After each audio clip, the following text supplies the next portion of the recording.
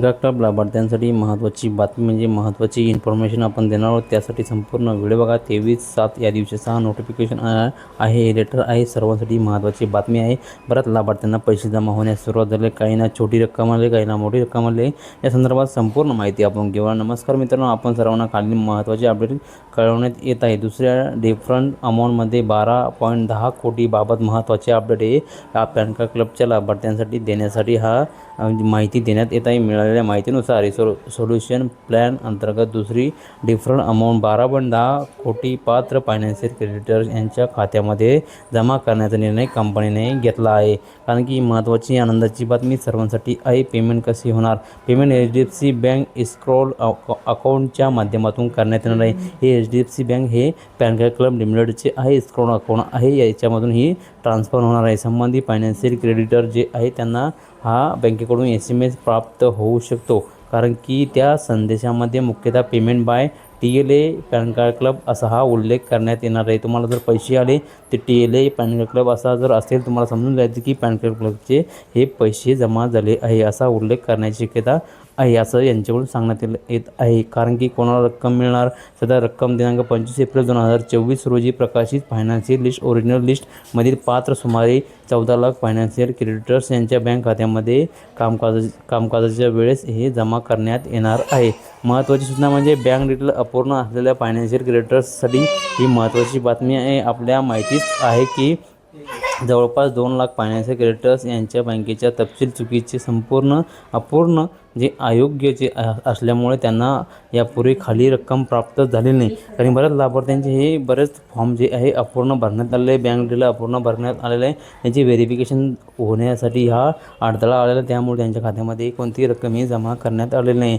अनफ्रंट amount जी आहे जी 15 कोटी रुपये आहे, फर्स्ट डिफर्ड अमाऊंट जी आहे 10.80 कोटी रुपये। याच कारणामुळे अशा फायनान्शियल क्रेडिटर्सना सेकंड डिफरंट अमाऊंट ही फर्स्ट डिफरंट अमाऊंटच्या 10.80 कोटी रुपये इतका। याच कारणामुळे अशा जे आहे आता ज्यांनी रिसर्टिफिकेशन पोर्टलवर बँक डिटेल दुरुस्त केले होते त्यांच्यासाठी महत्त्वाची बातमी सुद्धा देण्यात आली आहे। ज्या फायनान्शियल क्रेडिटर्स यांनी रेक्टिफिकेशन जे आहे पोर्टलवर आवश्यक कागदपत्रासह बँकेचे वितरण दुरुस्त करून जे सबमिट केले आहे, सबमिट केल्यानंतर त्यांच्या अर्जाची व्हेरिफिकेशन प्रक्रिया सध्या सुरू आहे। पडताळणीनंतर पूर्ण झाल्यानंतर संबंधित फायनान्शियल क्रेडिटर्स यांच्या बँक खात्यामध्ये सुद्धा हा अनफ्रंट अमाऊंट जमा होणार आहे। फर्स्ट डिफरंट अमाऊंट जी आहे, सेकंड डिफरंट अमाऊंट आहे, याबाबत संपूर्ण पुढील निर्णय घेण्यात आलेले। सर्वोच्च न्यायालयातील सुनावणी जी आहे 22 जुलै 2026 दिनांक 22 जुलै 2026 या प्रकरणात माननीय सर्वोच्च न्यायालयाने सुनावणी केली आहे। कारण की सर्व पक्षांचा युक्तिवाद केल्यानंतर माननीय न्यायालयाने मुख्य अपील